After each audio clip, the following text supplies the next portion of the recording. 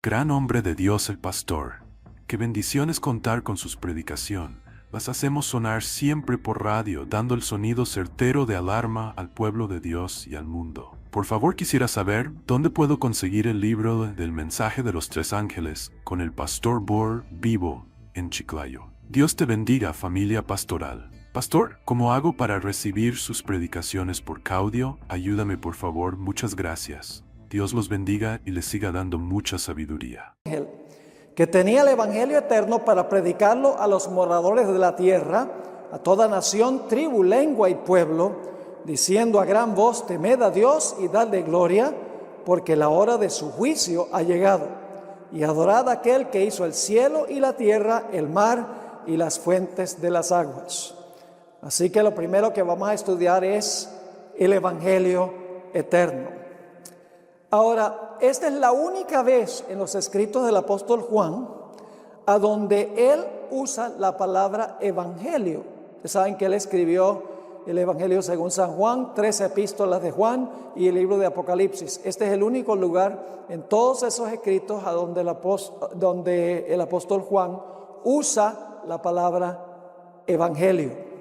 Ahora vamos a estudiar esta lección en 9 partes y lógicamente no vamos a poder cubrir todo el material que encuentran en el manual porque son demasiadas páginas. Vamos a sintetizar y abreviar. Por eso es muy importante que los que estén viendo estas presentaciones consigan el manual con Secrets Unsealed, con secretos revelados, para que puedan disfrutar de todo el material completo.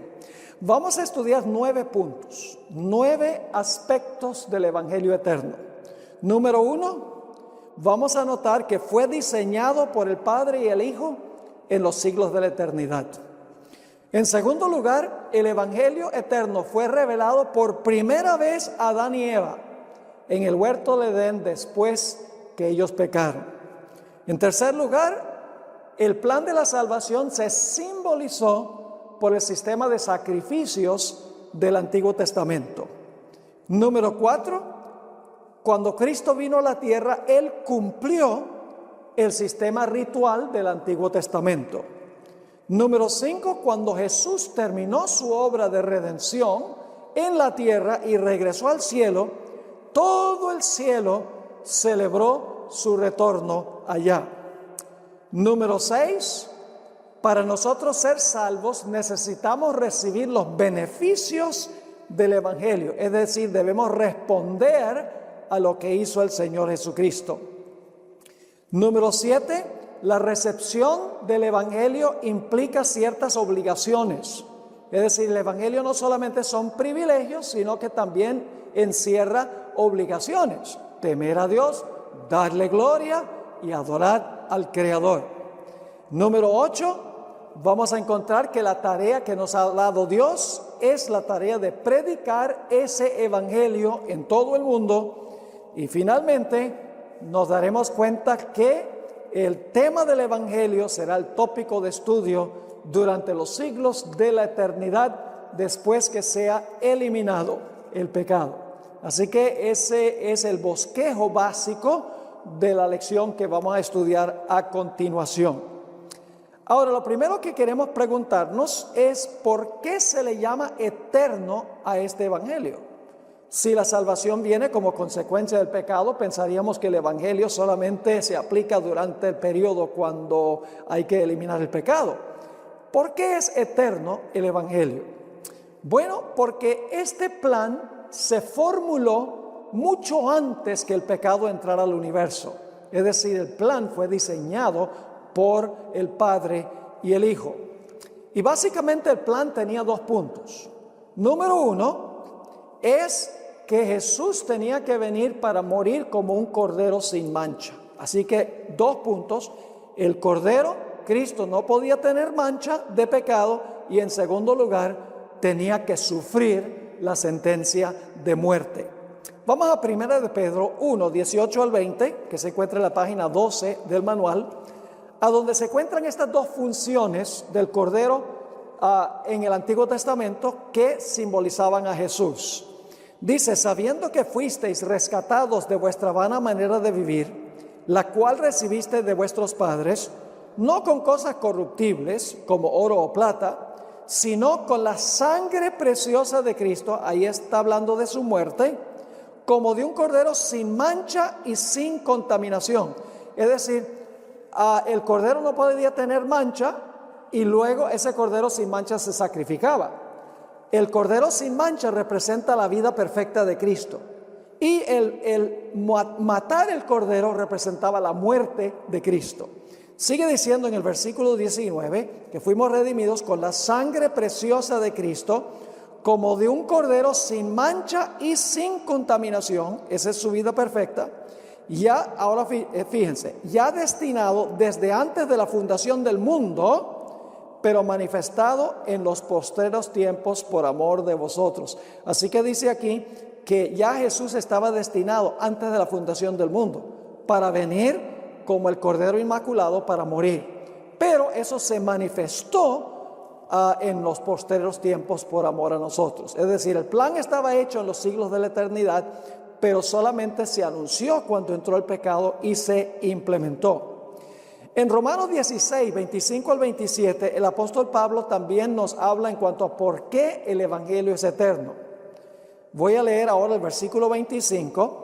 Y al que puede confirmaros según mi evangelio, dice Pablo, y la predicación de Jesucristo, según la revelación del misterio que se ha mantenido oculto desde tiempos eternos. Fíjense, el plan estaba oculto desde tiempos eternos, pero que ha sido manifestado ahora. Es decir, aunque el plan estaba hecho en la eternidad, Dios lo manifestó ahora. Y que por las escrituras de los profetas, según el mandamiento del Dios eterno, se ha dado a conocer a todas las gentes para que obedezcan a la fe, al único sabio Dios, sea gloria mediante Jesucristo para siempre. Amén. Así que el apóstol Pablo y también el apóstol Pedro nos dicen que este evangelio es eterno porque fue diseñado antes que el pecado entrara al universo, pero revelado cuando el pecado entró a este mundo. Elena White tiene un comentario muy apropiado en este contexto. En el Deseado de todas las gentes, página 121, ella escribió, está hablando de cuando Jesús varias veces dijo durante su ministerio, aún no ha venido mi hora. Las palabras aún no ha venido mi hora indican que todo acto de la vida terrenal de Cristo se realizó en cumplimiento del plan que había existido desde los días de la eternidad. Todo lo que hizo y dijo Jesús ya se había diseñado en los siglos de la eternidad. Continúa esta cita extraordinaria. Antes de venir a la tierra, el plan estuvo delante de él, de Jesús, perfecto en todos sus detalles. Fíjense, el plan estaba hecho y antes que Jesús viniera ya se le reveló el plan. Sigue diciendo, pero mientras andaba entre los hombres, fue guiado paso a paso por la voluntad del Padre. En el tiempo señalado no vacilaba en obrar. Con la misma sumisión esperaba hasta que llegase el tiempo. Es decir, Dios ya en la eternidad había diseñado un calendario para Jesús, dónde debía estar, con quién se iba a encontrar, qué debía decir, qué debía hacer. Desde la eternidad ya eso se había determinado. Se implementó cuando vino Cristo Jesús. Ahora, el evangelio fue revelado a Adán y Eva. Este es el segundo punto. Primer punto es, el evangelio es eterno porque se diseñó o se formuló en los siglos de la eternidad en el plan que hicieron el Padre y el Hijo. El segundo punto es que Dios le reveló el evangelio a Adán y Eva cuando pecaron en el huerto del Edén. Ahora vamos a notar algunos puntos aquí. En el Salmo 104, 1 y 2 nos dice que Dios está cubierto con un glorioso manto de luz. Vamos a leer esos versículos. Bendice alma mía a Jehová. Jehová, Dios mío, mucho te has engrandecido. Te has vestido de gloria y de magnificencia. El que se cubre de luz como de vestidura, que extiende los cielos como una cortina. Noten que Dios se viste ¿con qué? Con luz. Luz como de vestidura. Ahora, ¿qué representaba este manto de luz que cubre a Dios? En realidad, el manto de luz que cubre a Dios, que es un manto literal, es decir, cuando se ve a Dios está cubierto de un manto de luz real, literal, pero eso representaba su justicia y su perfección. Ahora, quiero que notemos el Salmo 61:10, a donde nos dice que el manto de luz representa la justicia. Dice allí en Isaías 61:10, es la parte superior de la página 13, en gran manera me gozaré en Jehová. Mi alma se alegrará en mi Dios, porque me vistió con vestidura de salvación, me rodeó de manto de justicia. Como a novio me atavió y como a novia adornada con sus joyas. Así que Dios está cubierto con un manto literal de luz, pero el manto literal de luz representa simbólicamente su justicia. Ahora, cuando Dios creó a Adán y Eva, los creó para reflejar su gloria. Notemos lo que dice en el libro Patriarcas y Profetas, página 26. Adán y Eva también estaban cubiertos con un manto de luz. Y ese manto de luz que cubría a Adán y Eva representaba su justicia, porque no habían pecado. Dice allí en esta cita, la pareja sin pecado no estaba vestida con vestiduras o mantos artificiales. Estaban cubiertos de una envoltura de luz y gloria, como la que viste a los ángeles. Fíjese, los ángeles también tienen un manto de luz. Mientras vivieron obedeciendo a Dios, este atavío de luz continuó, ¿qué cosa? Revistiéndolos. Así que Adán y Eva tenían un manto de luz real, literal. Claro. Notemos la cita en Palabras de Vida del Gran Maestro, página 252. Nuestros primeros padres estaban vestidos con mantos blancos de inocencia cuando fueron colocados por Dios en el santo huerto del Edén. Ellos, ahora fíjense qué representaban los mantos. Era luz real, pero simbolizaba algo. Dice, ellos vivían ¿cómo? En perfecta conformidad con la voluntad de Dios. ¿Eran justos ellos? Sí, su manto de luz representaba su justicia, como el manto de luz que cubre a Dios representa la justicia de Dios. Sigue diciendo, toda la fuerza de sus afectos era dada a su Padre Celestial. Una hermosa y suave luz, la luz de Dios envolvía a la santa pareja. Este manto era un símbolo, ahora fíjense que el manto de luz representaba algo. Este manto era un símbolo de sus vestiduras espirituales de celestial inocencia.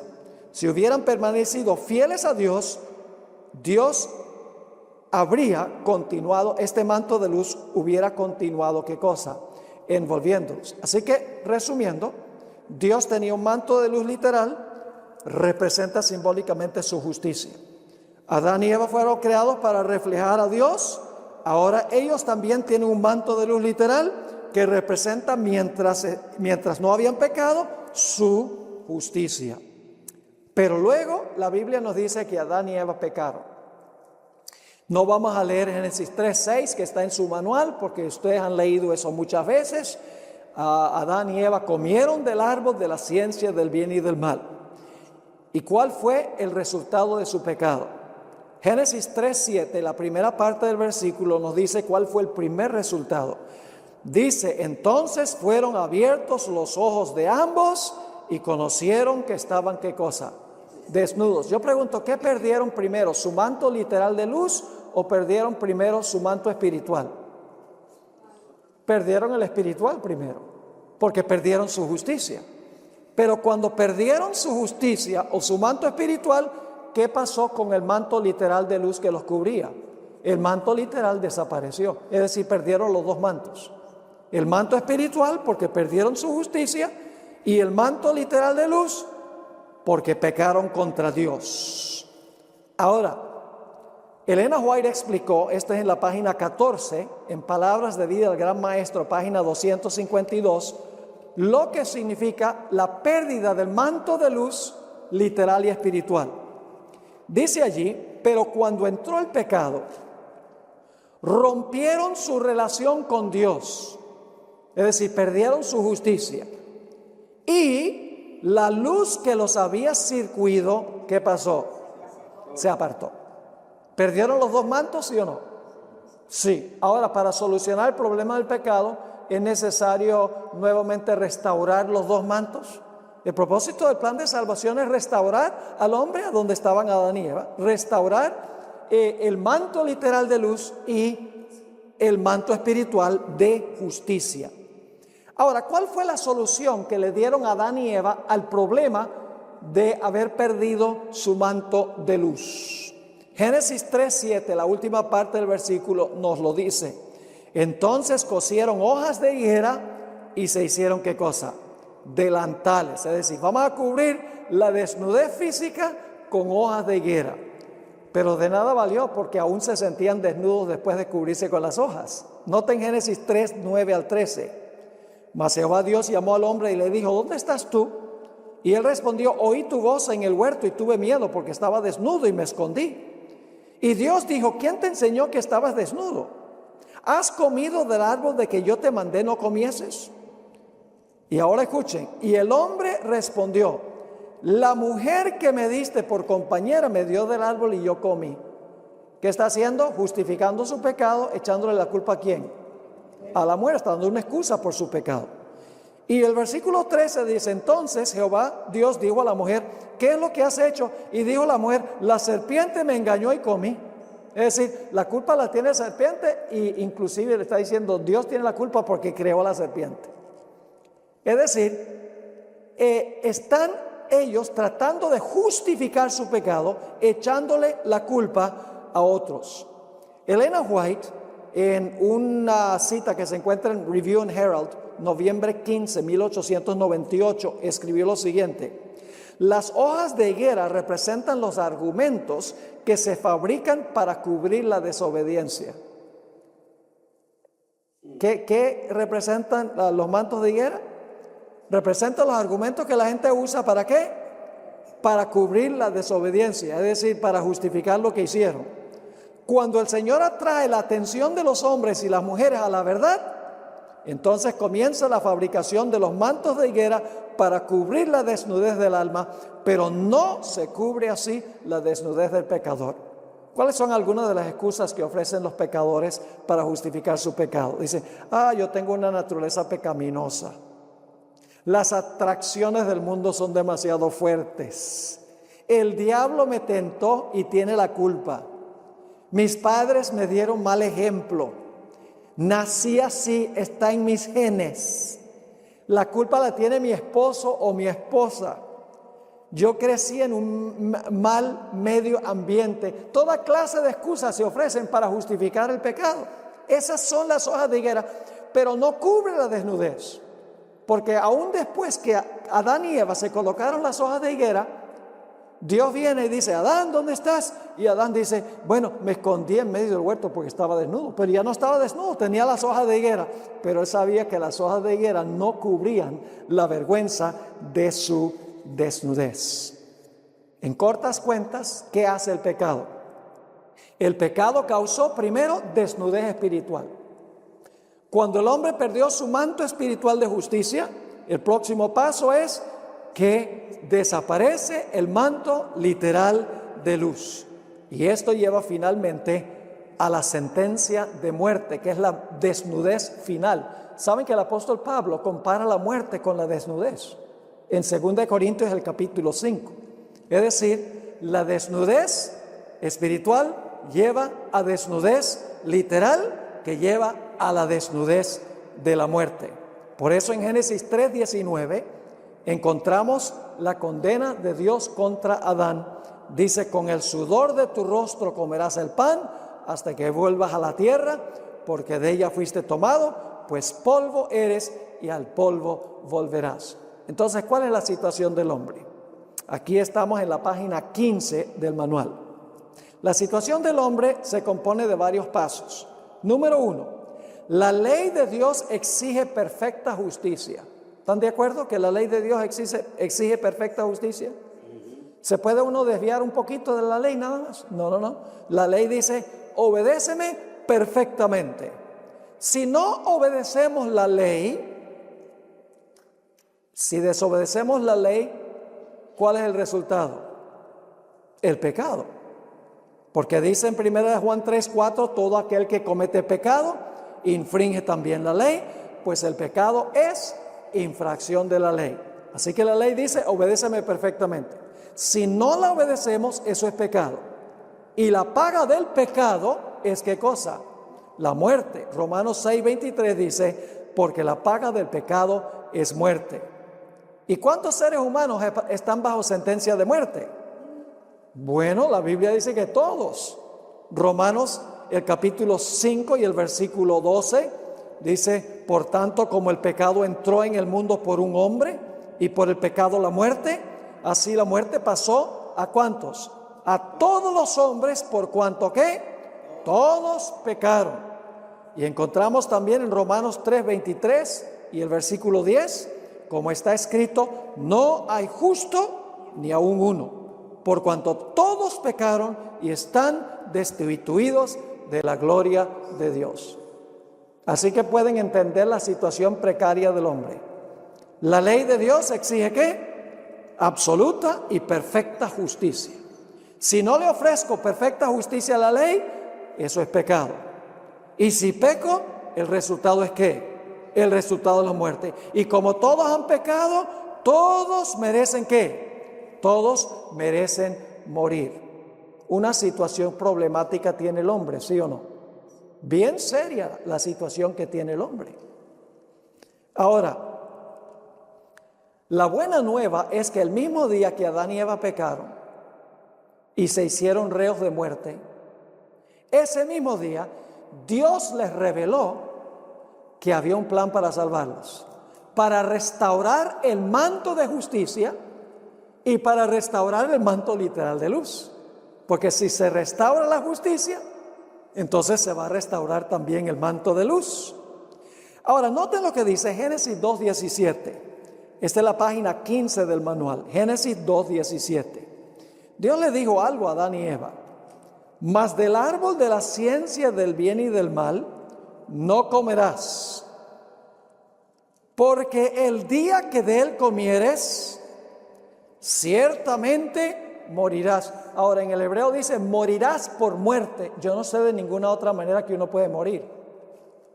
Lo que quiere decir es que vas a morir de verdad, ¿verdad? El día que pecares. ¿Cuándo iban a morir Adán y Eva si comían del fruto? Le dijo Dios a Adán: si comes del árbol, en 1000 años, en 930 años vas a morir. No, Señor, le dijo: el mismo día que tú peques, ese día tú vas a morir. Pero tenemos un problema. Adán no murió ese mismo día. Adán murió de 930 años. ¿Por qué no murió Adán ese mismo día? ¿Por qué no murió Eva ese mismo día? Porque Dios conmutó la sentencia. Porque alguien se ofreció a venir a vivir una vida perfecta en armonía con la ley y a morir para pagar la pena de Adán y Eva y todos sus descendientes. Esa promesa se encuentra en Génesis 3:15, mi versículo favorito de toda la Biblia, donde Dios le está hablando a la serpiente y le dice: y pondré enemistad entre ti y la mujer, y entre su simiente y la simiente suya. Esta, es decir, la simiente de la mujer, te herirá en la cabeza y tú le herirás en el calcañar. Dios le está diciendo a la serpiente: se te va a dar un golpe mortal en la cabeza. Tú vas a herir a la simiente de la mujer, sí, en el calcañar, pero eso no es una herida de muerte. Pero te va a salir caro porque te va a aplastar la cabeza. Ahora, ¿cómo le iba a aplastar la cabeza la simiente de la mujer a la serpiente? Tenemos que ir al versículo 21, que se encuentra unos pocos versículos después del 15. Ahora Dios va a mostrar cómo Él va a cubrir la vergüenza de la desnudez del ser humano. ¿Cómo había procurado el hombre cubrir la vergüenza de su desnudez? ¿Con hojas de qué? Higuera. ¿Y qué representaban las hojas de higuera? Sus excusas por el pecado, diciendo: bueno, fue culpa de otro. Ahora Dios va a explicar cómo Él los va a cubrir, cómo va a cubrir su desnudez. Génesis 3:21. Y Jehová Dios hizo al hombre y a su mujer túnicas de poliéster. Están fallando los ojos. Túnicas de algodón. Túnicas de gabardina. No, túnicas de qué? De pieles. Y los vistió. ¿Quién hizo los mantos de pieles? Dios. ¿Quién los vistió? Dios los vistió. Ahora, ¿qué necesita hacer usted para conseguir la piel de un animal? Tiene que matar al animal. Es decir, ese día hubo en el Edén una muerte de un animal, de una víctima. Un cordero sin mancha fue sacrificado ese día. Dios había dicho que iban a morir ese mismo día. ¿Por qué no murieron ese mismo día?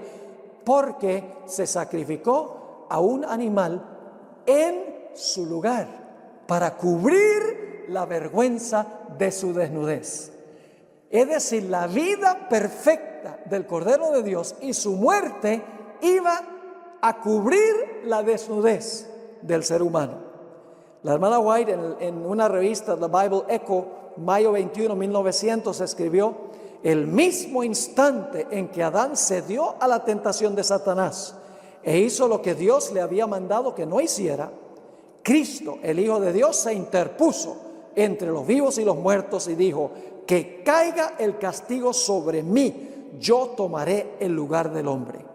Dadle otra oportunidad. La transgresión colocó a todo el mundo bajo la pena de muerte, pero en el cielo se escuchó una voz que dijo: he hallado un rescate. Amén. Ese mismo día Dios anunció la forma en que la simiente de la mujer iba a aplastar la cabeza de la serpiente. Iba a venir a vivir la vida perfecta que la ley nos exige a nosotros, y luego iba a morir por nuestros pecados para cubrir la vergüenza de nuestra desnudez. Ahora, Dios ilustró esto a través del sistema de sacrificios del Antiguo Testamento. El sistema de sacrificios no salvaba a nadie. Eran figuras, ilustraciones que demostraban lo que iba a ser Jesús en el futuro. Así que vamos al pie de la página 16 a nuestro siguiente punto. Dios estableció el sistema de sacrificios y ofrendas para prefigurar lo que iba a ocurrir en el futuro.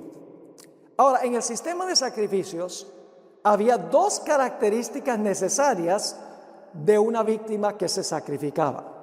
Vamos a Levítico 21 y el versículo 17 al 21. Levítico 21, 17 al 21. Aquí está hablando del sacerdote que ofrecía el sacrificio. Dice: habla a Aarón y dile: ninguno de tus descendientes por sus generaciones que tenga algún defecto se acercará para ofrecer el pan de su Dios, porque ningún varón en el cual haya defecto se acercará. Varón ciego o cojo o mutilado o sobrado, o varón que tenga quebradura de pie o rotura de mano o jorobado o enano, o que tenga nube en el ojo, o que tenga sarna o empeine o testículo magullado. Ningún varón de la descendencia del sacerdote Aarón en el cual haya defecto se acercará para ofrecer las ofrendas encendidas para Jehová. Hay defecto en él, no se acercará a ofrecer el pan de su Dios. El sacerdote no podía tener ¿qué? Defecto físico. Eso representa el hecho de que Jesús, el verdadero sacerdote, no podía tener defecto moral. Es decir, la ausencia de defecto físico representaba la ausencia de defecto moral en Jesús, porque el sacerdote representaba a Cristo. Pero no solo el sacerdote no podía tener defecto, la víctima tampoco podía tener defecto. Noten Levítico 22, 20 al 22. Ninguna cosa en que haya defecto ofreceréis, porque no será acepto por vosotros. Asimismo, cuando alguno ofreciere sacrificio en ofrenda de paz a Jehová para cumplir un voto, o como ofrenda voluntaria, sea de vacas o de ovejas, para que sea aceptado, ¿será qué? Sin defecto. Ciego, perniquebrado, mutilado, verrugoso, sarnoso o roñoso, no ofreceréis estos a Jehová, ni de ellos pondréis ofrenda encendida sobre el altar de Jehová. El sacerdote no podía tener defecto y la víctima no podía tener defecto. ¿A quién representaba la víctima? A Jesús. ¿Y el sacerdote? También a Jesús. Dice, ¿cómo es que el sacerdote y la víctima representan a Cristo? Porque Jesús ofreció su propio sacrificio. Él se ofreció. Él es el sacerdote que ofrece su sacrificio. Se ofreció a sí mismo, dice en el libro de los Hebreos.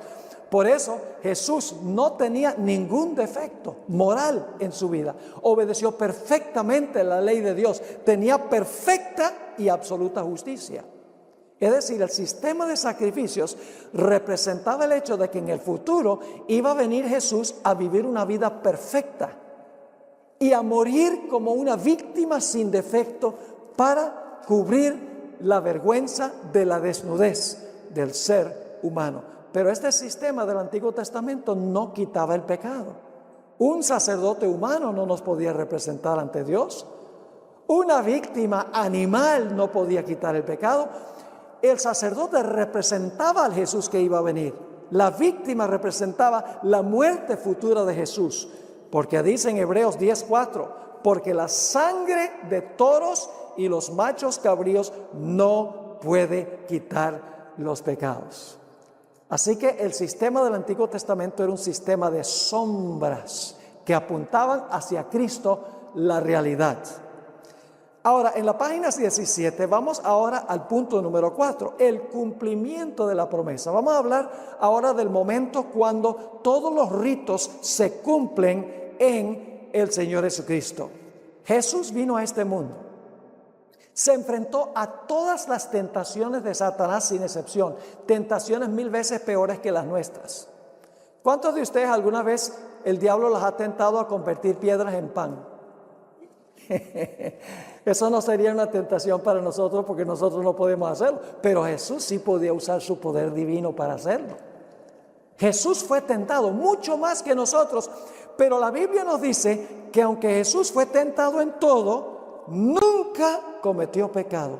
Es decir, un sacerdote perfecto, con perfecta justicia, una víctima perfecta, sin ningún defecto.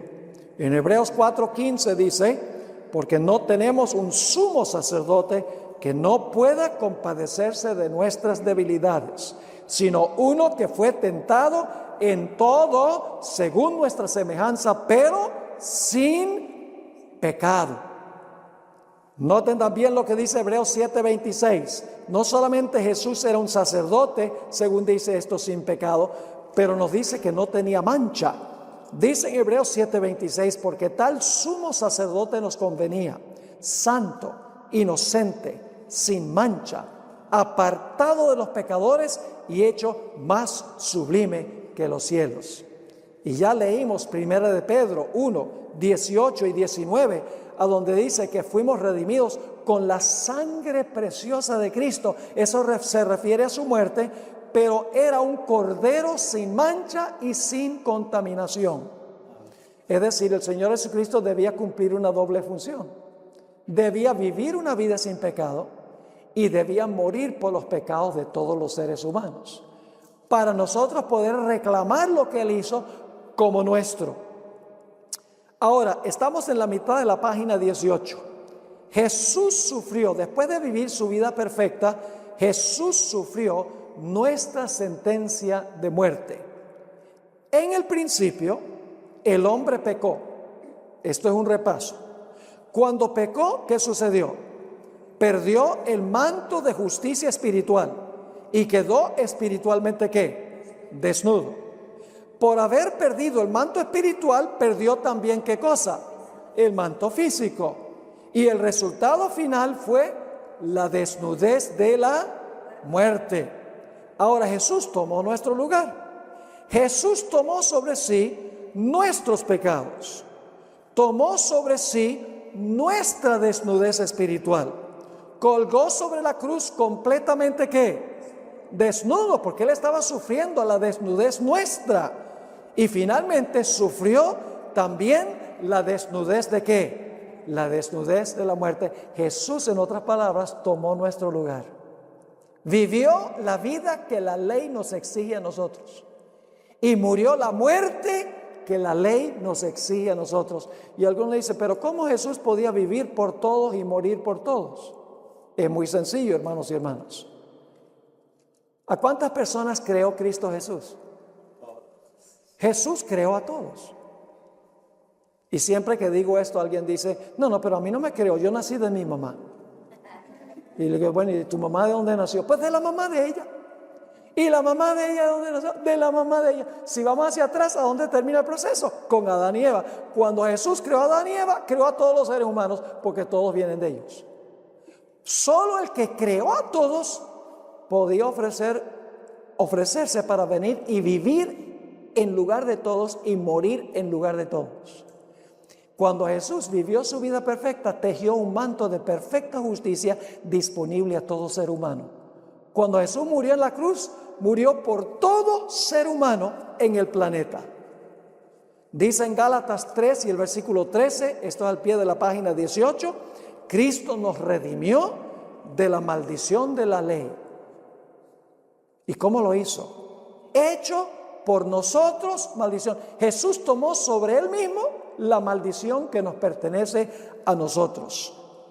Como dice 2 Corintios 5:21, al que no conoció pecado, por nosotros ¿qué? Lo hizo pecado. Es decir, Jesús no pecó, esa es su vida perfecta.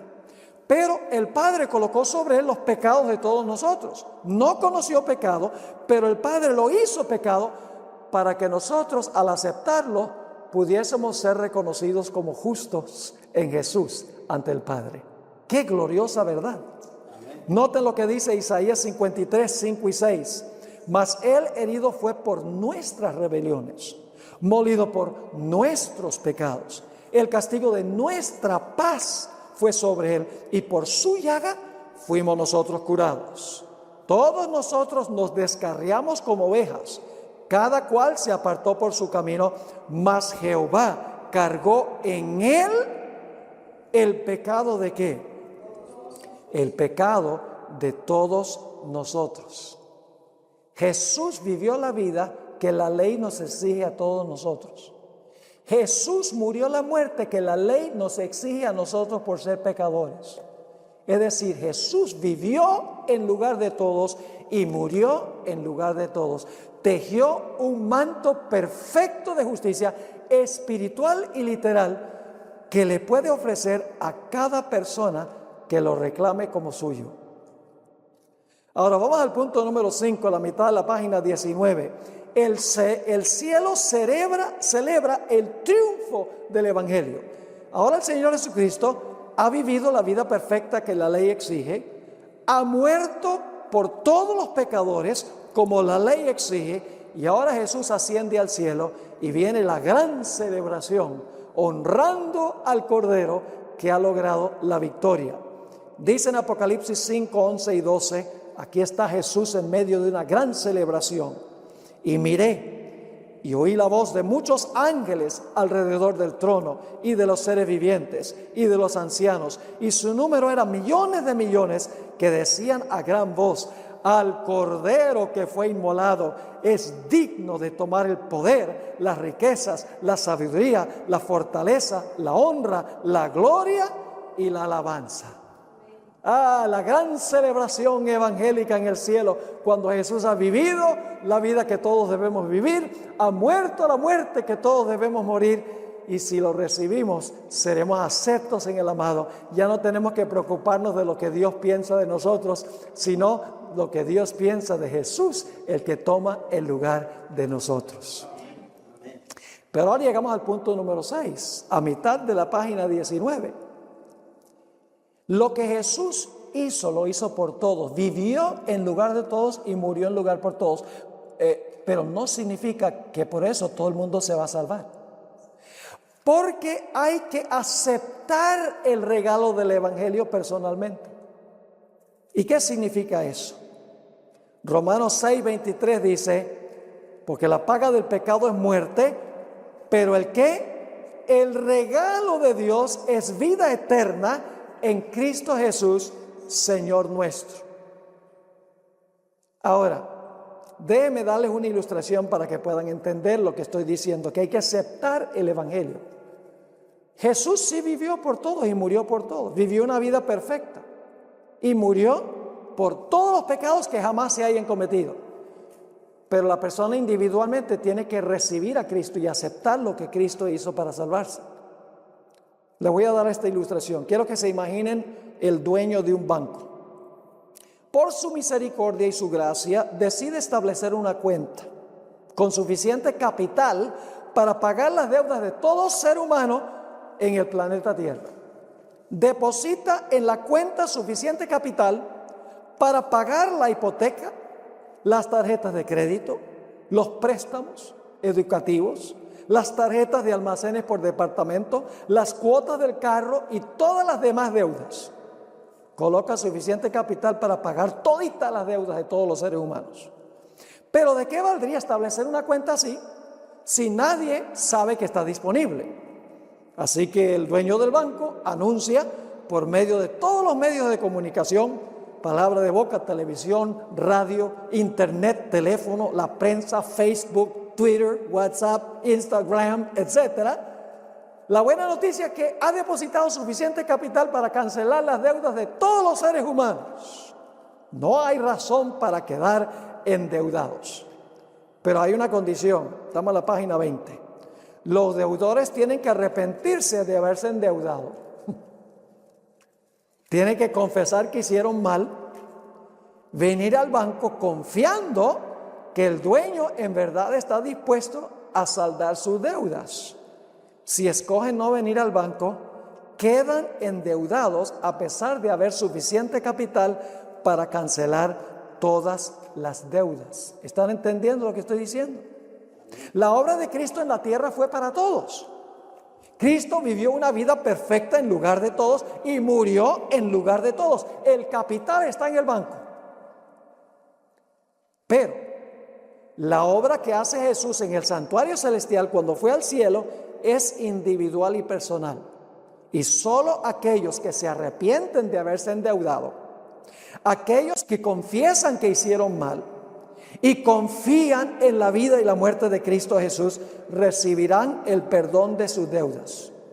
Así que durante los últimos 2500 años, 2000 años, eso es lo que ha estado haciendo Jesús en el santuario, es recibiendo el arrepentimiento y la confesión y la fe de aquellas personas que están tristes por haber cometido el pecado y que están reclamando el capital que Él depositó en el banco, que es su vida perfecta y su muerte por el pecado. Elena White, en el libro Hijos e Hijas de Dios, página 24, dijo algo muy lindo. Cristo se ha comprometido a ser nuestro sustituto y garante y no pasa por alto a nadie. Ahora escuchen esto, la ilustración del banco la conseguí aquí en esta cita. Hay un fondo inagotable de obediencia perfecta que proviene de su obediencia.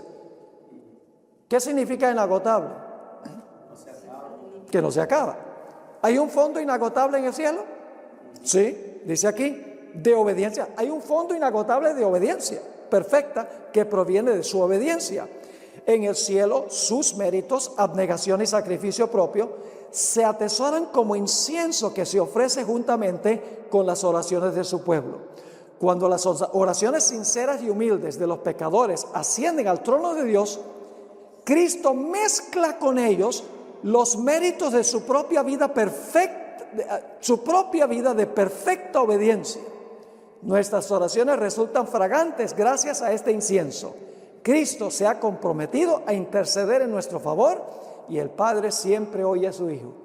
Es decir, cuando yo me arrepiento y confieso mi pecado y confío en Jesús y vengo a Jesús en oración, el Señor Jesucristo se presenta ante el Padre y dice: Padre, por favor, acepta al pastor Bor en mí. Pon mi vida y mi muerte a su cuenta y acéptalo en el amado. Y Dios me mira como si nunca hubiera pecado. Pero yo tengo que reclamarlo. Usted sabe, para el Día de las Madres, los esposos le compran a la esposa un regalo. ¿Cuánto le cuesta el regalo a la esposa? Para la esposa es gratis, pero el esposo paga. Cuando Cristo vivió y murió, Él compró el regalo y lo compró para todos los seres humanos. Pero yo pregunto, ¿tiene usted la opción de rechazar un regalo? Sí, tenemos la opción de rechazar un regalo. Jesús compró el regalo por su vida perfecta y su muerte en la cruz. Pero solamente aquellos que vengan a Él y reciban el regalo, finalmente se salvarán. Ustedes conocen el versículo más famoso de la Biblia, Juan 3:16. Siempre nos enfocamos en la primera mitad del versículo y nos olvidamos la segunda mitad. ¿Qué dice ese versículo? Porque de tal manera amó Dios a Panorama City. Bueno, también. Porque de tal manera amó Dios ¿al qué? Al mundo, que ha dado a su Hijo unigénito. ¿Por cuántas personas dio Dios a su Hijo? Por el mundo. Pero entonces todos se van a salvar, porque lo dio para todo el mundo. No. Dice, porque de tal manera amó Dios al mundo, que ha dado a su Hijo unigénito, para que todo aquel que en Él cree no se pierda, mas tenga vida eterna. Usted tiene que reclamar el capital del banco. Usted tiene que recibir el regalo para beneficiarse. Usted no le puede añadir a la salvación. Usted sencillamente está aceptando la vida perfecta de Cristo y su muerte en la cruz. Y Él está tomando esto y poniéndolo a su cuenta, cuando hay arrepentimiento, confesión y fe en Él. No estamos haciendo nada para salvarnos, estamos aceptando la provisión que Jesús hizo, no lo que nosotros hemos hecho. Noten Hechos 2 y el versículo 38. Esto es en el día del Pentecostés. Pedro le dice a los que están reunidos allí: arrepentíos, ¿y qué? Y bautícese cada uno de vosotros en el nombre de Jesucristo para perdón de los pecados. ¿Cuándo es que los pecados son perdonados? Algunos creen que, cuando recibes a Cristo, ya todos los pecados están perdonados. No, aquí dice que cuando una persona se arrepiente y se bautiza en el nombre de Cristo, en ese momento recibe ¿qué? Perdón. Cuando Cristo murió en la cruz, no le perdonó los pecados a todo el mundo, porque el perdón es individual. Ustedes conocen ese versículo muy famoso. Vamos a pasar por alto algunos versículos aquí, pero en la página 21 tenemos 1 Juan 1:9. Dice: si confesamos nuestros pecados, Él es que fiel y justo para perdonar nuestros pecados y limpiarnos de toda maldad. ¿Cuándo es que Dios nos perdona nuestros pecados? Cuando los confesamos, y para confesarlos tenemos que estar arrepentidos. Entonces, ¿Cristo perdonó todos los pecados de todas las personas en la cruz? No, Señor. Usted individualmente tiene que reclamar el capital en el banco, su vida perfecta y su muerte por el pecado. Note lo que dice Hebreos 7:25. Muy interesante este versículo. ¿Intercede Jesús por todos los seres humanos en el santuario? No. Escuchen lo que dice Hebreos 7:25. Por lo cual puede también salvar perpetuamente ¿a quiénes? A los que por Él se acercan a Dios. ¿Por quiénes intercede Jesús? Por los que por Jesús se acercan a Dios, viviendo siempre ¿para qué? Para interceder por ellos. Porque por los que se acercan a Dios por medio de Jesús, para reclamar el capital. Elena White tiene dos citas hermosas aquí. Una está en el libro Fe y Obras, página 110. Es la justicia de Cristo lo que hace que el pecador, ¿qué clase de pecador? Penitente, es decir, entristecido por su pecado, sea aceptable ante Dios y lo que obra su justificación. No importa cuán pecaminosa haya sido su vida, si cree en Jesús como su Salvador personal, está parado delante de Dios con las vestiduras inmaculadas de la justicia imputada de Cristo. Cuando recibo a Cristo, recibo el manto ¿qué? Espiritual. ¿Cuándo recibo el manto literal de luz? Cuando Cristo venga. Cuando vista esto mortal de inmortalidad y esto corruptible de incorrupción, entonces tendré el manto literal. Pero ahora puedo tener el manto espiritual de la justicia de Cristo. Si lo recibo como mi Salvador, si recibo su vida y su muerte, arrepentido, confesando el pecado, teniendo fe en Él y por el poder de Dios venciendo el pecado. En el libro La fe por la cual vivo, página 109, dice: la gracia de Cristo justifica gratuitamente al pecador sin mérito o reclamo de su parte. La justificación es el perdón pleno y completo del pecado. Ahora viene la parte linda. el mismo instante en que el pecador acepta a Cristo por fe, recibe perdón. Se le imputa. La palabra imputa significa se le acredita, se le pone a su cuenta. Se le imputa la justicia de Cristo y ya no debe dudar en cuanto a la gracia perdonadora de Dios. Qué linda cita. ¿Están entendiendo lo que estamos estudiando? Ahora tenemos que ir al punto número 7 rápidamente. Los imperativos del Evangelio. ¿Sabe? Muchos cristianos les encantan los beneficios del Evangelio, pero no les gustan los imperativos o lo que Dios manda. Eso indica que en realidad no han recibido a Cristo como Salvador. El mensaje del primer ángel tiene 3 imperativos. Teme a Dios, dale gloria, adora al Creador. Es decir, los que han aceptado el Evangelio van a cumplir los imperativos o los mandatos que da el mensaje del primer ángel. El Evangelio exige cambios en nuestro estilo de vida. El Evangelio afectará cómo hablamos, qué comemos y bebemos, cómo usamos nuestro tiempo, qué vemos, qué oímos, qué lugares frecuentamos, cómo manejamos el dinero, cómo tratamos a otras personas.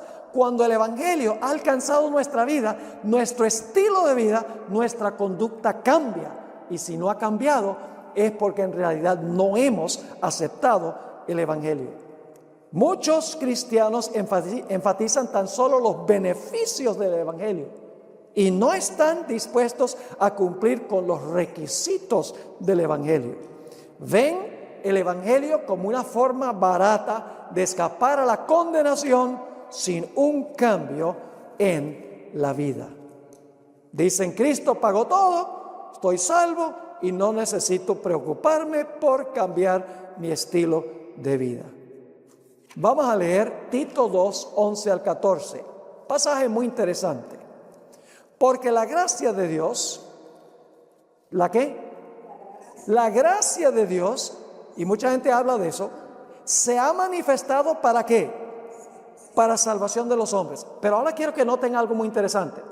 La gracia de Dios, que es favor inmerecido, nos enseña algo. ¿Qué nos enseña la gracia de Dios? Dice, enseñándonos que ¿qué? Renunciando a la impiedad y a los deseos mundanos, vivamos en este siglo sobria, justa y piadosamente. ¿Qué nos enseña el Evangelio? Que debemos vivir ¿cómo? Sobria, justa y piadosamente, aguardando la esperanza bienaventurada y la manifestación gloriosa de nuestro gran Dios y Salvador Jesucristo, quien se dio a sí mismo por nosotros, ¿con qué propósito? Para redimirnos de toda iniquidad, ¿y qué más? Y purificar para sí un pueblo propio, celoso de buenas obras. Todo eso es lo que nos enseña el Evangelio de la gracia de Dios. La gracia de Dios es favor inmerecido. Pero cuando entendemos la gracia de Dios, cambiará nuestra conducta, nuestro estilo de vida. Efesios 2, 8 y 9 tiene versículos que citan mucho los cristianos de hoy en día. Porque por gracia sois salvos por medio de la fe, y esto no de vosotros, pues es don de Dios, no por obras para que nadie se gloríe. Dice, todo es gracia y nada por obras, así que no tengo que preocuparme por mis obras. Pero no leen el versículo 10. El versículo 10 dice, porque somos hechura suya, creados en Cristo Jesús, ¿con qué propósito? Para buenas obras, las cuales Dios preparó de antemano para que anduviésemos en ellas. No es que ahora digo, la gracia de Dios me salva y puedo vivir como el diablo. No, Señor, si yo entiendo la gracia de Dios, lo que le costó a Jesús salvarme, la vida va a cambiar. Ahora, número 8. ¿Cuál es nuestra tarea? Nuestra tarea es predicar ¿qué? Predicar el Evangelio eterno, para que todo el mundo pueda saber lo que hemos estudiado esta mañana, para que todo el mundo pueda venir a Jesús, recibir a Jesús como Salvador, aceptar el regalo, arrepentirse, confesar su pecado, ser bautizados, ser aceptos en el amado y luego ellos vivir una vida semejante a la vida de Cristo Jesús. Esa es la tarea que nos corresponde a nosotros. Por eso dice que el ángel proclama el Evangelio eterno y proclama también los imperativos que se deben implementar como resultado. Ahora llegamos a nuestro último punto, que es la celebración final y el recordativo. Habrá una gran celebración final entre todos los redimidos del Evangelio de la salvación. En Apocalipsis 7, 9 al 12 dice: después de esto miré, he aquí una gran multitud, la cual nadie podía contar, de todas las naciones, tribus, pueblos y lenguas, que estaban delante del trono y en la presencia del Cordero, vestidos de ropas blancas y con palmas en las manos. Y clamaban a gran voz diciendo: la salvación pertenece a nuestro Dios, que está sentado en el trono, y al Cordero. Y todos los ángeles estaban en pie alrededor del trono y de los ancianos y de los 4 seres vivientes, y se postraron sobre sus rostros delante del trono y adoraron a Dios, diciendo: amén. La bendición, la gloria y la sabiduría, la acción de gracias y la honra y el poder y la fortaleza sean a nuestro Dios por los siglos de los siglos. Amén. Ese será el himno final de los que han sido redimidos por el Evangelio. Pero no termina allí. Aún en la eternidad estudiaremos el Evangelio de la salvación. Recordaremos todos los pasos. Estudiaremos por la eternidad el misterio del plan de la salvación. Noten esta última cita. Va a haber un recordativo del plan de la salvación. Solo queda un recuerdo. Va pie de página 23. Nuestro Redentor llevará siempre las señales de su crucifixión.